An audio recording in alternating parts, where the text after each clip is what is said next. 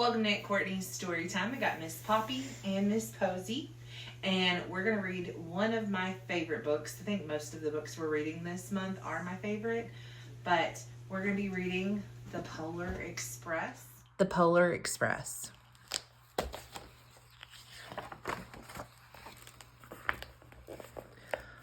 On Christmas Eve many years ago, I lay quietly in my bed.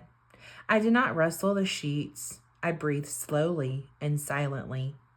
I was listening for a sound a friend had told me I'd never hear, the ringing bells of Santa's sleigh.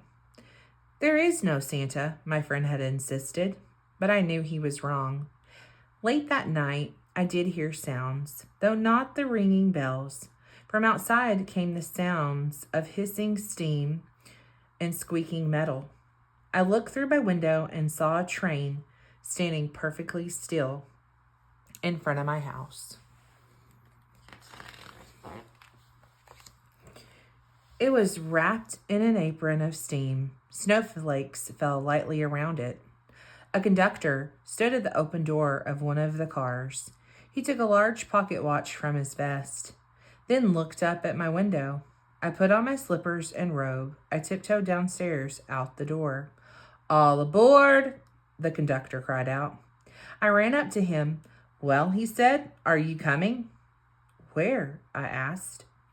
"Why, to the North Pole, of course," was his answer. "This is the Polar Express." I took his outstretched hand, and he pulled me aboard. The train was filled with other children, all in their pajamas and nightgowns. We sang Christmas carols and ate candies with nougat centers as white as snow. We drank hot cocoa as thick and rich as melted chocolate bars. Outside, the lights of the towns and villages flickered in the distance as the Polar Express raced northward. Soon, there were no more lights to be seen. We traveled through cold, dark forests, where lean wolves roamed and white-tailed rabbits hid from our train as it thundered through the quiet wilderness.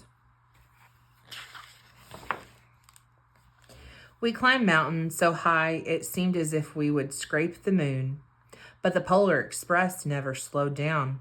Faster and faster we ran along, rolling over peaks and through valleys like a car on a roller coaster.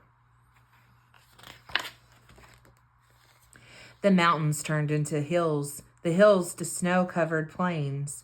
We crossed a barren desert of ice, the great polar ice cap. Lights appeared in the distance. They looked like the lights of a strange ocean liner sailing on a frozen sea. "There," said the conductor, "is the North Pole." The North Pole, it was a huge city standing alone at the top of the world, filled with factories where every Christmas toy was made. At first, we saw no elves. "They are gathering at the center of the city," the conductor told us. "That is where Santa will give the first gift of Christmas." "Who receives the first gift?" we all asked. The conductor answered, "He will choose one of you." "Look!" shouted one of the children. "The elves!" Outside, we saw hundreds of elves. As our train drew closer to the center of the North Pole, we slowed to a crawl. So crowded were the streets with Santa's helpers. When the Polar Express could go no farther, we stopped, and the conductor let us outside. We pressed through the crowd to the edge of the large open circle. In front of us stood Santa's sleigh.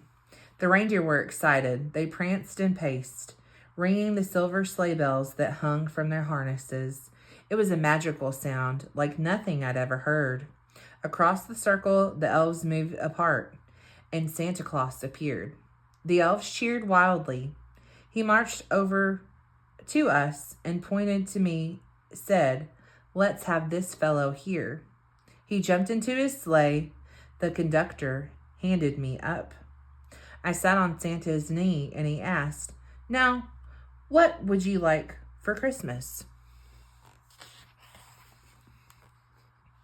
I knew that I could have any gift I could imagine, but the thing I wanted most for Christmas was not inside Santa's giant bag. What I wanted more than anything was one silver bell from Santa's sleigh. When I asked, Santa smiled. Then he gave me a hug and told an elf to cut a bell from a reindeer's harness. The elf tossed it up to Santa. He stood, holding the bell high above him, and called out, "The first gift of Christmas."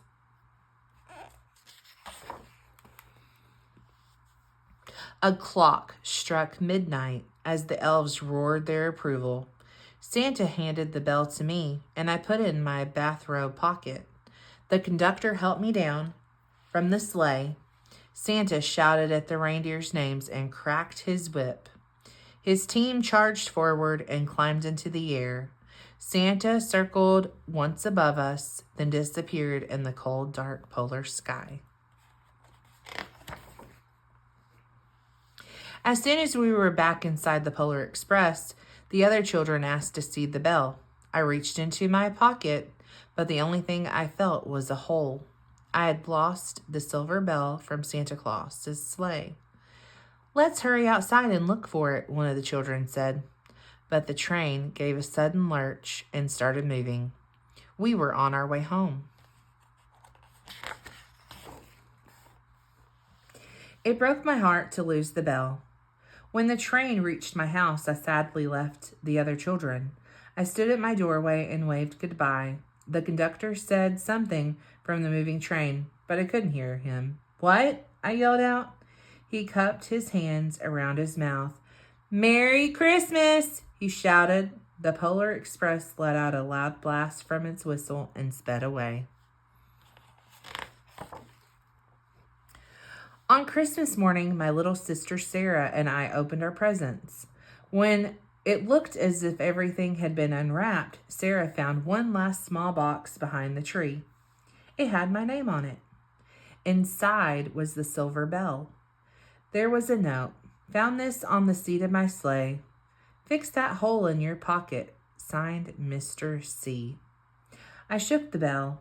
It made the most beautiful sound my sister and I had ever heard. But my mother said, "Oh, that's too bad." "Yes," said my father, "it's broken." When I'd shaken the bell, my parents had not heard a sound. At one time, most of my friends could hear the bell.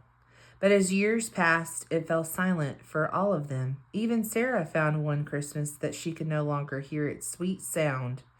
Though I've grown old, the bell still rings for me, as it does for all those who truly believe.